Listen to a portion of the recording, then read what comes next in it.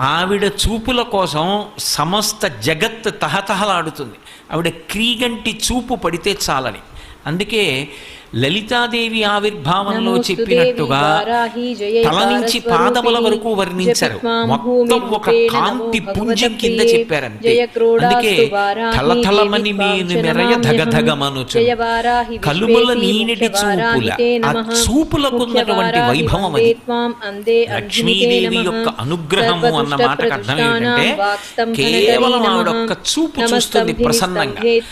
ఆవిడ చూపు ఎక్కడ పడుతుందో అక్కడ పడిన ఉత్తర క్షణంలో ఇక అలా ఇలా ఉన్నది ఐశ్వర్యం. అది ఉత్సాహం కానివ్వండి, సంతోషం కానివ్వండి, పూనిక కానివ్వండి, అక్కడ ఉండేటటువంటి సంపద కానివ్వండి, అవన్నీ కూడా అంత పుష్కలత్వాన్ని పొందుతాయి, అంత సంతోషంగా ఉంటుంది. అందుకే ఆవిడ చూపులలో